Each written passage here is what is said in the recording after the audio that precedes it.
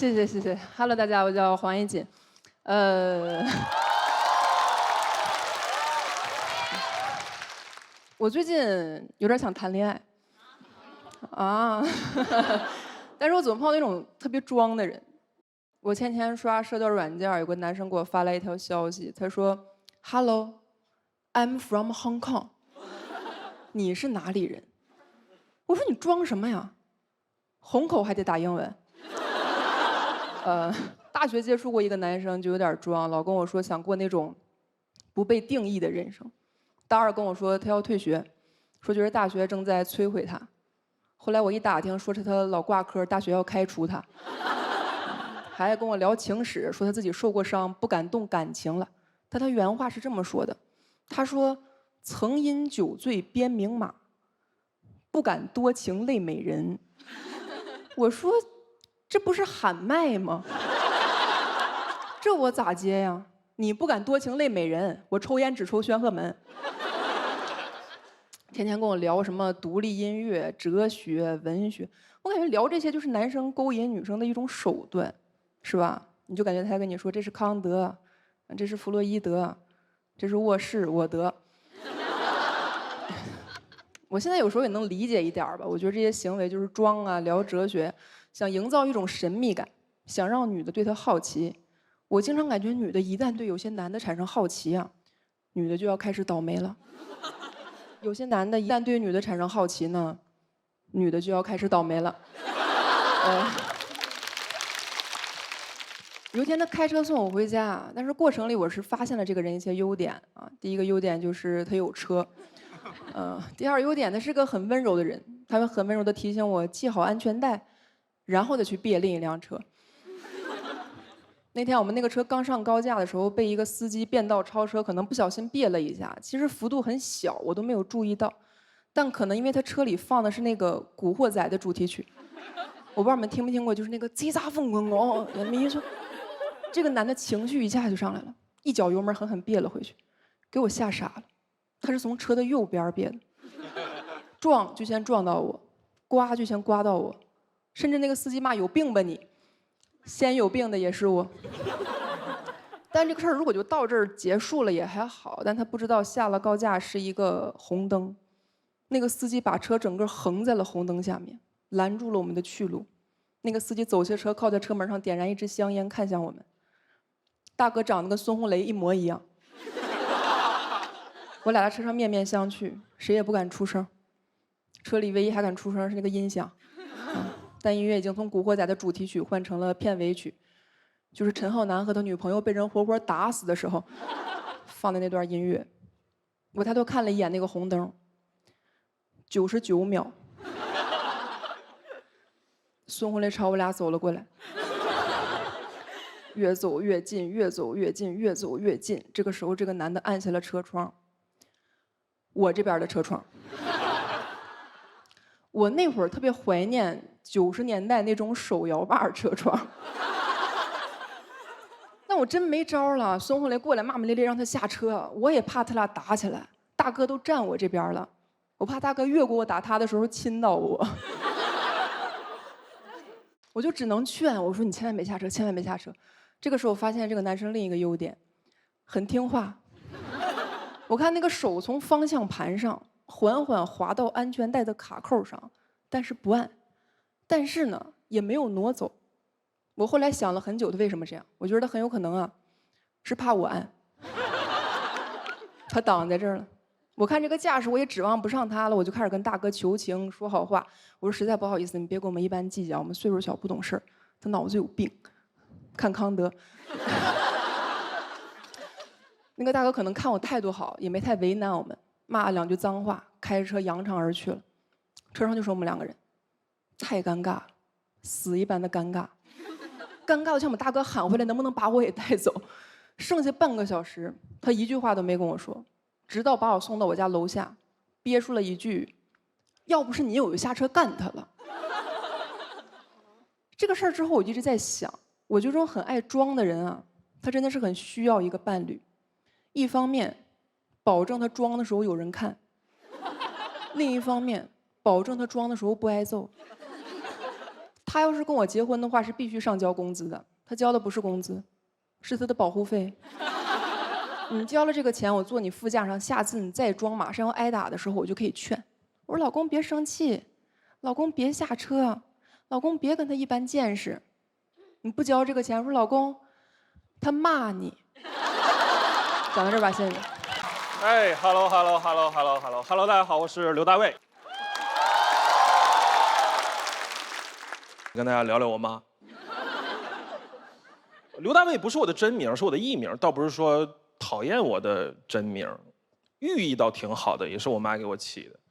刚出生的时候，希望我每天都开开心心的，给我起了我这个本名，但主要是太尴尬，跟我形象太贴切。我本名叫刘欢，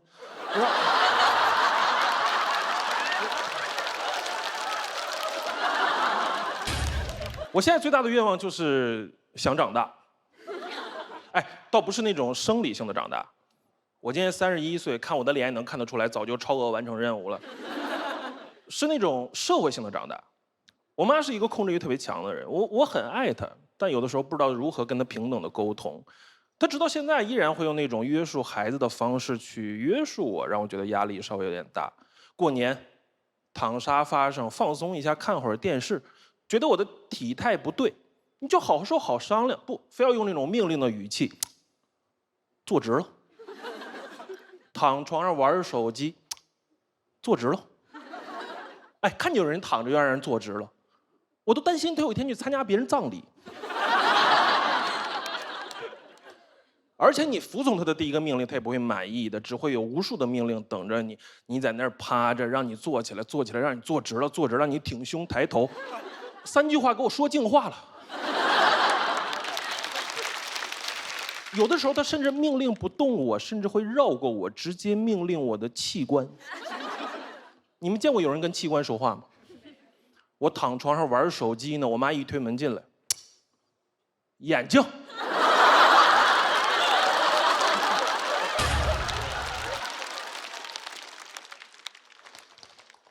谁？还能单找他吗？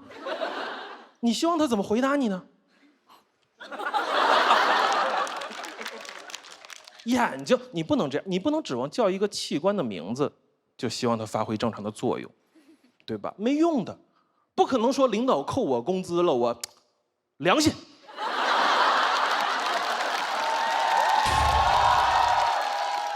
我好歹还有眼睛呢。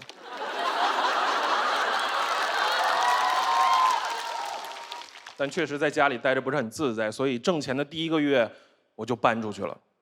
哎，在自己的家里自由，我甚至有点飘了。我甚至开始学习做一个体面的大人。我甚至跟我妈说：“我说妈，有时间来我家坐坐。”朋友们，客套是一种陋习。真来了，压力超级大，因为他每次来，他都特别喜欢把我家改造成他喜欢的样子。你知道什么是他喜欢的样子吗？就是我不喜欢的样子。感觉她不是我妈，她是梦，因为梦想改造家。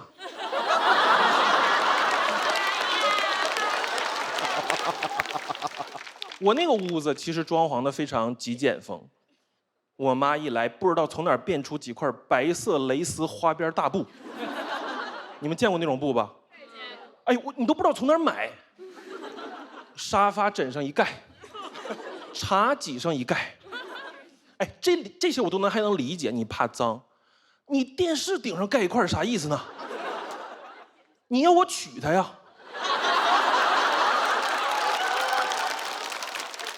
我每次看那个电视，我得把那个盖帘挑起来。我说怪不得，我小时候看电视时间稍微长一点，我妈就说：“哼，你长大了跟电视过去吧。”我最受不了的一点。就是他经常会打着你不会过日子的名义，把他的生活方式强加到我身上。最难受的一点就是他特别爱往我家的洗洁精里兑水。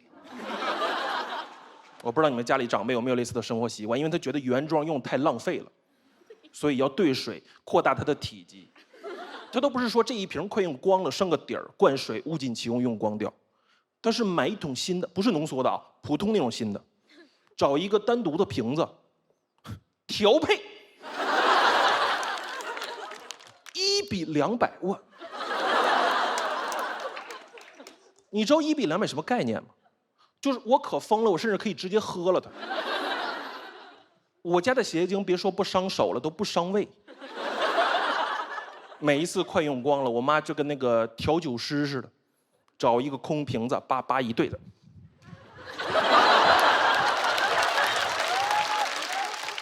鸡尾水。我去外地上大学之前，我就没有用过正常的洗洁精。我第一次去我同学家玩，我才发现那玩意儿居然可以是粘的。有时候甚至我不在家，我妈都会来收拾屋子、盖布，然后走之前给洗洁精灌满水。哎，一点招呼不给你打，灌完就走了。我有时候出差回到家，一用那个洗洁精，那个触感挤到手里，我说坏了。哎，家里进妈了，家里进贼你可以报警的。家里进妈你怎么办？你怎么跟警察同志说？警察同志，家里进人了，丢什么了？丢什么？洗洁精的精被偷了。我甚至因为这件事搬过家。我不把地址告诉你总行吧？问我住哪儿也不好好问，你很难相信能从一个母亲的嘴里听到你别让我知道你家住哪儿啊。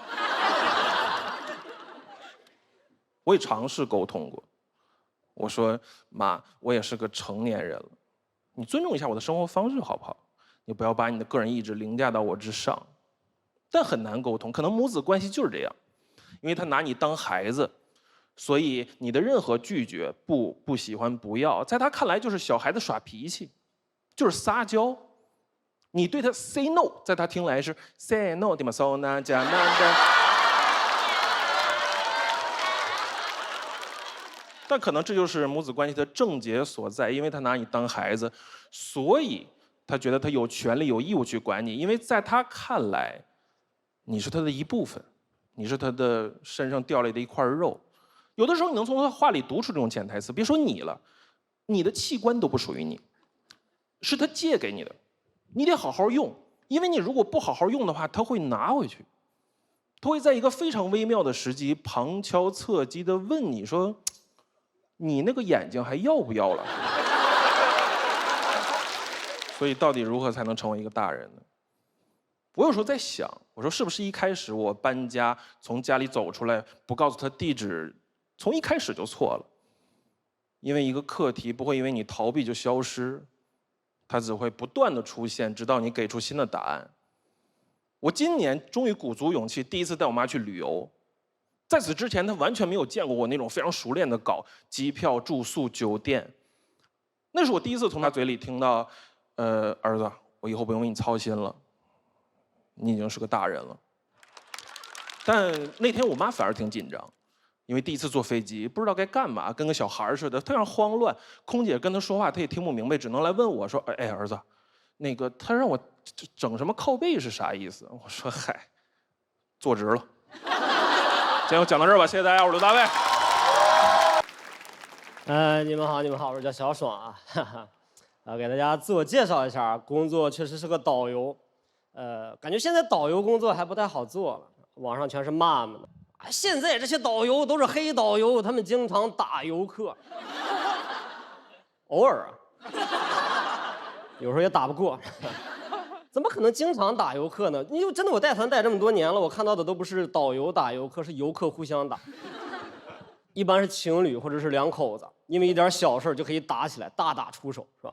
我之前带过一次团，是带着一对夫妻去一个海拔3000多米的高山上，两个人就因为一点小事骂起来了，骂到缺氧。然后把氧气罐给他们，一边吸氧一边骂。那是我深刻的第一次感受到什么叫做不幸的婚姻让人感到窒息。其实我也挺想结婚的，但是我看过那次以后，我就觉得我这个人好像不太适合婚姻。我反思过一下自己的身上有很多问题，比如说我这个人抽烟、喝酒，晚上睡觉磨牙、打呼，我打呼特别厉害，我不用婚姻，我自己就能窒息。我很害怕自己这些缺点会给自己的伴侣带来困扰，但是我身边的朋友会过来安慰我，他说不会的，不会的。如果对方爱你的话，他就应该接受你所有的缺点。我说这个世界上有一个人爱你了，都不给人家吃点好的。你知道这个世界上最爱你的人接受你所有的缺点。我说这句话是不是说反了呀？如果你爱一个人的话，你就不应该让人家接受你所有的缺点，你应该让你讨厌的人接受你所有的缺点。我老板才应该接受我所有的缺点。我婚姻我都想好了，以后我结了婚，我就应该白天跟我女朋友生活，晚上我去找我老板睡觉，还加班，让你感受一下群众的呼声。真的很内耗，很焦虑这个事儿。回家以后，哥跟我喝酒，还在劝我，他说：“就是配得感太低了。但别人对你好，你就应该学会接受，啊，提高一下自己的配得感。”我说：“别人对你好，你不应该感谢吗？你学会接受，那人家对你好图啥呀？就爱吃苦，所以才找的你。那你是个胆呀！你一个胆有什么好骄傲的，对吧？你一个胆有什么配得感？”就越王勾践卧薪尝胆，天天吃苦，他有资格出来炫耀，他可以有配得感。你不能说那个胆跳出来，他就爱舔我。我能理解大家都喜欢优秀的人，但大家都喜欢优秀的人，那我们这些缺点比较多的人谁来喜欢？我就觉得优秀的人应该喜欢优秀的人，你们可以拿优点去匹配对方。那我们这些缺点多的人就应该用缺点来匹配对方，对吧？哎，你两个人有同样优点的时候，可以做到相互欣赏。但是两个人有同样缺点的时候，也能做到谁也别嫌弃谁，对吧？你一个人打呼就是打呼，俩人打呼，对吧？同频共振。我觉得这也是好的感情。我之前看过一个新闻，我不知道你们看过没有？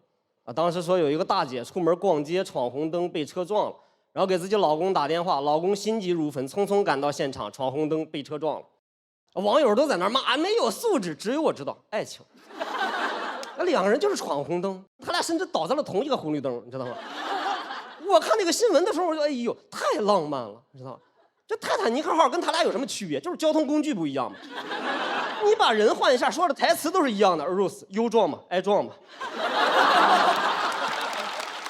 之前谈到过一次这样的恋爱，我前女友就是这样的人。我前女友跟我一样，缺点很多，我俩都是喜欢抽烟喝酒的人。我俩认识都是在网吧认识的，打游戏认识的。哎，我觉得网吧真的是一个特别好的相亲、谈恋爱、约会的地方。你可以在网吧里边看到你另一半最真实的样子，你就带他打2把排位赛。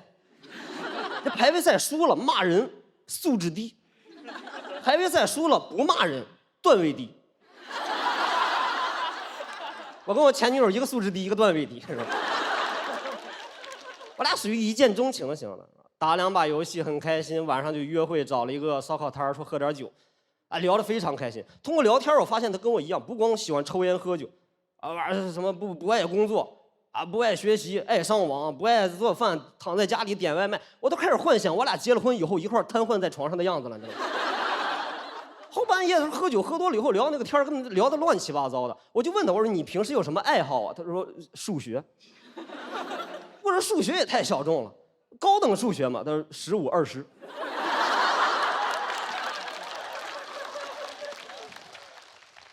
那你会吗？我说我不会，但是我可以学一学，是吧？后来我就开始拼命的追他，我觉得跟他在一起才能做到那种真正的放松，不会焦虑，不会内耗，不会瞧不起自己。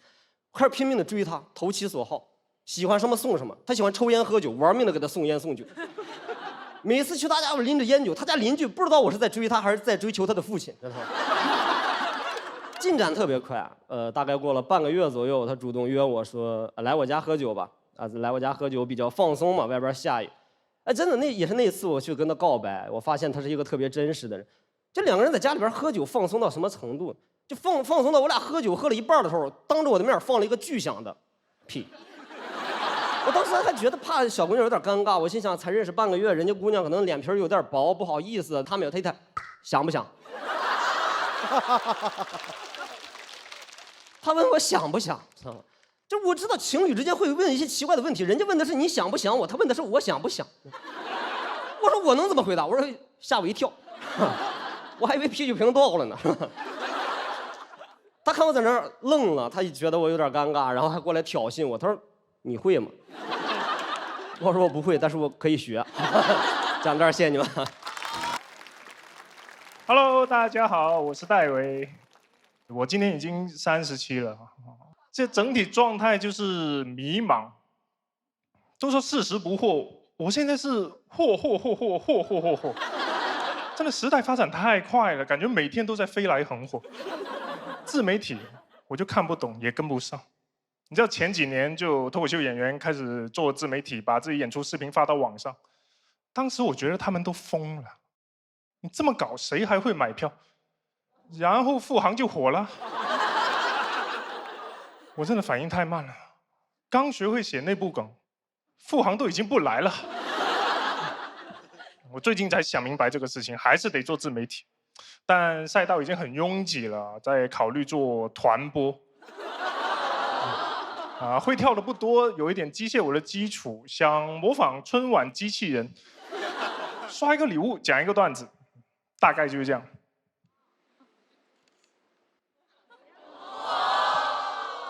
马路上压扁的老鼠是猫的薯片。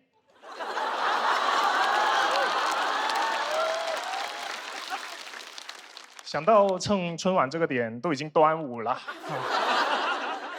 真的跟不上这个时代。我感觉怎么我越长大要学的东西就越多，然后现代人的生活也没有在变简单。逼得我整个人变得很叛逆，停车费不会积分抵扣，我就付原价。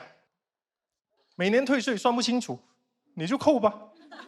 去看病医疗保险填不明白，那不看了。我真受不了，而且我自己事情还没学明白，小孩的事情已经摆到我面前。之前给我小孩报小学，我以为填个申请表就好了，结果又是公众号、小程序，又要电脑网页，我连那个报名入口我都找不到。我都开始怀念传统社会了。传统社会，我只需要带小孩去给校长磕个头就可以了。那小孩还要打疫苗。我对疫苗所有的理解就是，只要小孩吃过糖丸，胳膊上有疤，哭得足够惨，那就齐活了。我小时候主要是靠感染一次，是自己产生抵抗力。我小时候也没有水痘疫苗，没有关系，我有同班同学。但现在疫苗也太多了啊，每一针间隔时间也不一样，很怕疫苗漏扎了，但又不能一次性打完，更怕小孩扎漏了。去了诊所不知道打什么，什么乙肝，什么流脑。我说疫苗能欧玛卡莎吗？真的太新潮了。而且为人父母，你总是想给小孩生活一个保障。那就还得会投资理财，我也不会。别人聊天都是什么仓位、杠杆，就专业术语，我只听得懂一个上天台，啥也不懂，也是不赶趟。当我听说大家都在买黄金的时候，他已经1200了，果断入手。就是这样学会了上天台啊。好像大家对中年人的期待都是必须会投资理财的，我还是很抗拒，潜意识觉得都是骗局。可能是因为以前上过当吧，当年那个理财产品叫“妈妈先帮你存起来”，其实我爸妈也不太懂这些，可能我跟不上也是一种遗传吧。前几年他们在这个房价疯涨的时候，没有选择买房啊，跑去炒股，然后套牢。吃尽时代的黑利，我一直有点抱怨，那房子多好，怎么不知道买？我就去买了。在21年的时候，以5.2的利率，一下子跟父母和解了，还是找爸妈要了首付，靠父母的托举给我举到最高点。总是跟不上，就会一直在踩坑，然后在坑里面学习。我适合在秦朝当读书人。我怀疑秦始皇他也是学不过来，所以才会掀桌。难学，那就都别学了，烧了吧。但如果非要说跟不上有什么好处的话，那就是有人会说我有少年感。他们不知道我清澈的眼神来源于无知。你懂得不多，不敢教别人，就没有爹味。那我从来不说让我来考考你，我都是答案能不能借我抄一下？从来没有教过别人，今天也是第一次啊！衷心建议各位年轻人好好学习，好好发展，然后答案借我抄一下啊！谢谢大家，我是戴伟。嗨，晚上好，我是黑灯。上个月有观众看我演出买票被骗了100多万，碰到骗子了，做了一个假的大麦网，几乎一模一样啊，说要身份验证一下，跳到支付软件扫了个脸，10分钟169万，169万就为了看我一眼，你感觉给我都能把我治好了，我都能看他一眼了。这个数字啊，是他朋友发私信告诉我的。说钱大概是追不回来了，我跟你说一下这个事儿，你上节目写个段子宣传一下。我说这宣传了个啥呀？这有个人特别有钱，还很好骗，是吧？我说这样吧，因为你这么说的话，没有帮助到他嘛，对不对？我还是想弥补他一下。我说这样吧，以后让他别买票了，我这辈子所有的演出，他可以免费来看。他说你人还挺好的。但是我不知道他这辈子还想不想看演出。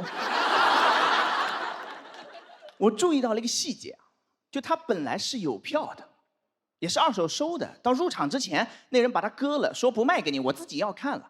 他在剧场门口想收一张票，再收到那个骗子那儿去了。那想有没有可能前面那个人也是骗术的一环啊？对吧？有可能在我开票的时候，他就开始布局了。哇，真的骗局太精妙了。不得不说，他还非常懂脱口秀，他还知道谁的票紧俏一些。他是卖刘仁成的票，没人上当。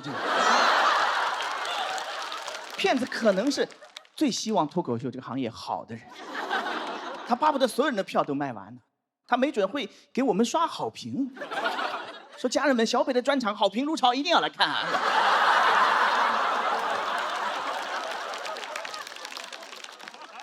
我写段子的时候，我去搜了一下，我发现一个数字真的震惊到了。说00几年的时候，你要能编出一套能骗到人的这个电诈剧本，能卖100万。10多年前了，你搁现在得300-400万了。这就是中国最顶尖的编剧的价格。细思极恐啊，朋友们！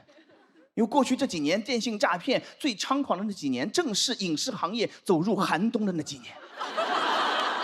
会不会最好的编剧早就去东南亚了？剩了些3流的编剧。你去看电影吧，你去电影院，你看有的电影得看1个小时，你才发现被骗了。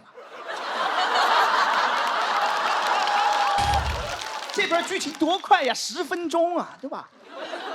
真的如果真的是这样的话，我就觉得有点太可怕了啊！而且你发现每一个那个电诈的话术啊，也特别像一个精彩电影的开局。说恭喜你中了一张豪华游轮的船票，泰坦尼克号。啊，说赶紧来一趟，你儿子在海边失手把人给打死了，哪吒。而且现在会根据你泄露的隐私给你定制专人的剧本。我们的隐私泄露的太严重了，就都是这些平台泄露出去的。以前你想一个 ID 就能注册了，后来要你的邮箱号，要你的手机号，要的越来越多了，越来越过分了。我前几天点开一个 APP， 它要查看我家网络上的其他设备。你干什么？你一个放歌的软件，你干什么？你摸我家冰箱干啥啊？那黑胶是看上我家的牛柳了吗你啊？都是他们泄露出去的。我觉得平台就应该负起这个被骗的这个责任，你们应该全额承担，对吧？甚至我注册的时候，你就应该先发给我一笔钱，我到死没被骗，钱再还给你，对吧？你都搞什么超前点播了，超前赔付怎么了，对不对？但是没人听我的，就是，我就自己想一想。就怎么办呢？一遍一遍跟大家讲，买票一定要小心，不要相信什么领导票、内部票，都是骗人的。一场演出不看不会死的，错过就错过了，错过了你就等。好的演出肯定还会返场的，不会返场的垃圾错过省钱就是。你真要有那169万，直接给我，我可以上你家给你演，我能把你家冰箱都演燃起来，你信不信？没办法，只能一遍一遍这么讲，因为反诈真的很难做的。这么多年，我见到过一个反诈宣传，在杭州看到的，小区楼下拉个横幅说3号楼王先生裸聊被骗28万，这个真能教育人，但只能教育到王先生一个人。王先生这辈子可能都不会再裸聊了，但小区其他人不会觉得，他们不会觉得，只会觉得好笑，只会觉得王先生不会裸聊，我裸聊肯定没事儿。谁能不被诈骗呢？对不对啊？谁没人敢保证，我只能敢保证我不裸聊，我裸聊都不知道干啥。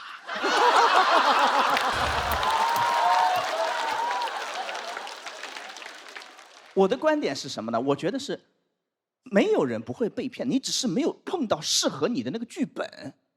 我调查一下，有没有那种朋友觉得自己这辈子绝对不会被电诈的？鼓鼓掌，我听一下，有没有？怎么会有这么多盲目自信的朋友？你们是最容易被骗的人。跟你说录综艺，给个链接你就敢往里点啊！陌生手机给你打电话，你真敢接呀？你们胆子是真大呀！吓不吓人？你自己想一想，吓不吓人？闵行区银杏广场集合，等半天来一大巴给你拉走，一上去签协议，手机还要没收。拉到荒郊野外，你不知道什么地方，给你关起来，开始先折腾2个小时，在那等半天，对吧？然后给你发一吃的，想放松你的警惕，然后开始折腾，一帮小丑上来给你们逗你们笑，对吧？搞到后半夜，凌晨1点了，困不困？眼睛都不敢闭呀！再一睁眼，园区。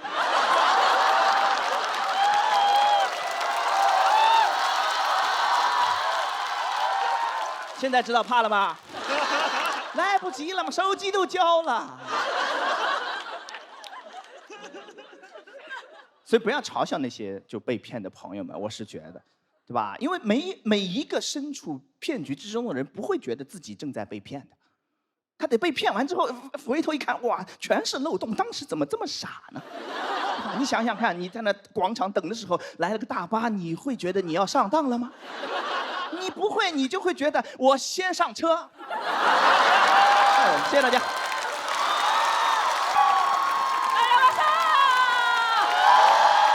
来，让我先看一下这边的观众，再让这边的观众看一下我。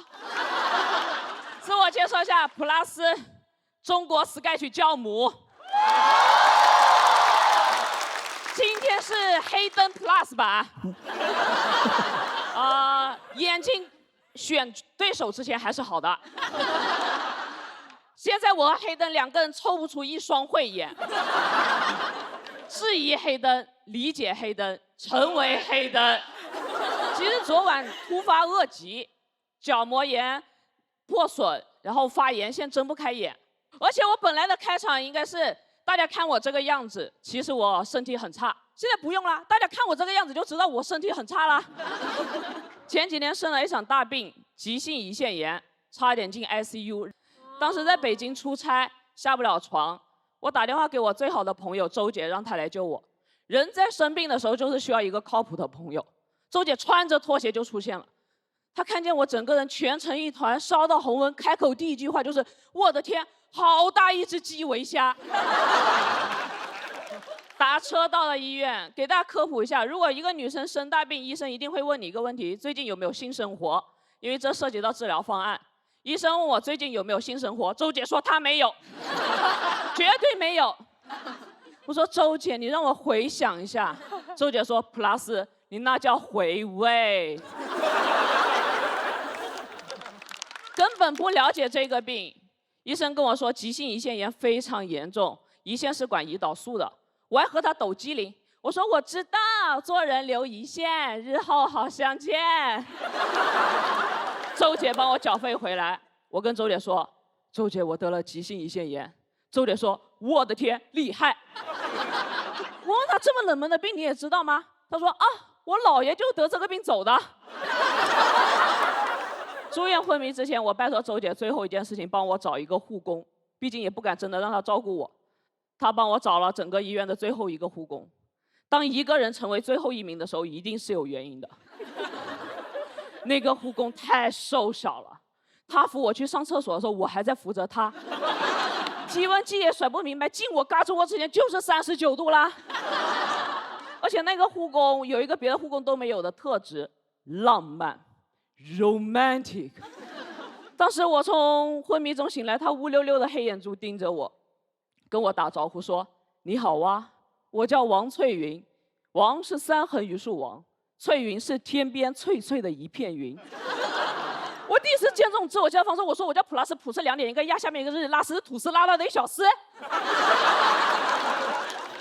王翠云每天晚上9点就要关我们病房的灯，我们病房10点才结束查房。读书的时候都没关过那么早，而且我们病房那段时间得了健康文明示范病房。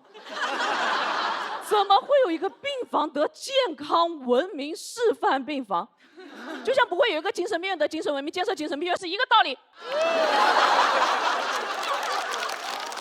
我问他为什么这么早就关灯，王翠云说他不喜欢黑夜，因为离别总是在黑夜。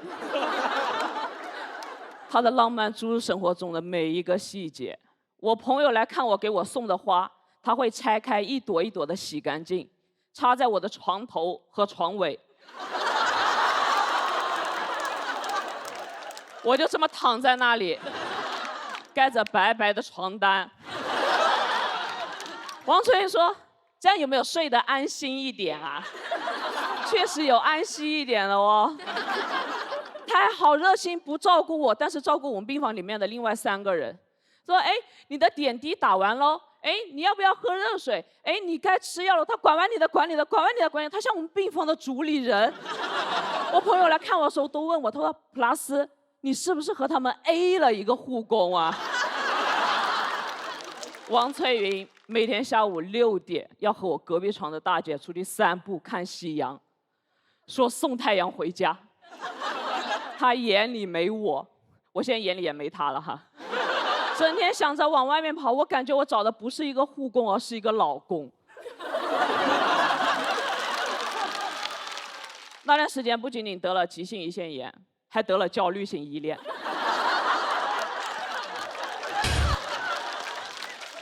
我看见王翠云，我就想问她，我们是什么关系呀？你可不可以只和我说话？你可不可以爱我？恢复得很慢。我说病房好拥挤，他说没有啊，4个病人1个护工。我说有大象，他说在哪？我看不见。我说你当然看不见了，你是我们这段关系的主导者。有一天早上5点钟，他把我叫醒，说和我一起去死吧。我说我们终于走到这一步了吗？后来我才听清楚，他说和我去做核磁吧。人在关系里面就是听不清楚对方说话的。而且我不理解为什么6点半的核磁，他5点就把我叫醒了。我坐上轮椅的时候，我知道了他推不动我。我们从病房到负1层的核磁室，坐电梯就花了30分钟。最后的1个小时停在核磁室前那个长坡下一动不动。我没有说话，他在喘气。他似乎已经意识到我们俩的关系降入了冰点，所以我一回头看他，他就朝我微笑。我一回头看他，他就朝我微笑。但是微笑再美再甜，不是我的都不特别。我说这个轮椅有这么难推吗？他说你先下来。我从轮椅上下来，他唰就把轮椅推上去了，然后又下来扶我。他扶我的时候，我还在扶着他。在那一瞬间，我感觉我拥有了可以进入婚姻的勇气。办完出院手续的时候是下午6点多，我走出去看见王翠云坐在那里看夕阳。我喊她，我说王翠云，她指着太阳说：“你看那颗夕阳像不像一颗乒乓球啊？”我不懂她的浪漫，所以我问她为什么这么喜欢看夕阳。她说：“因为我们的医院在朝阳区，所以我在看夕阳的时候也在看朝阳。”哦什么？哎，哦什么？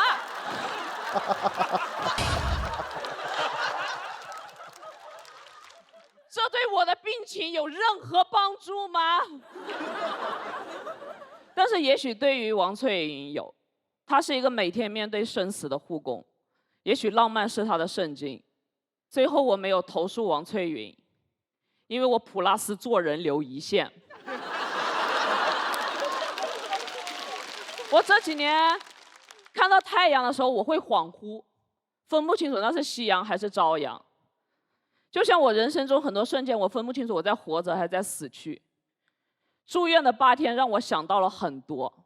其实感谢王翠云，如果没有她，我5天就能出院了。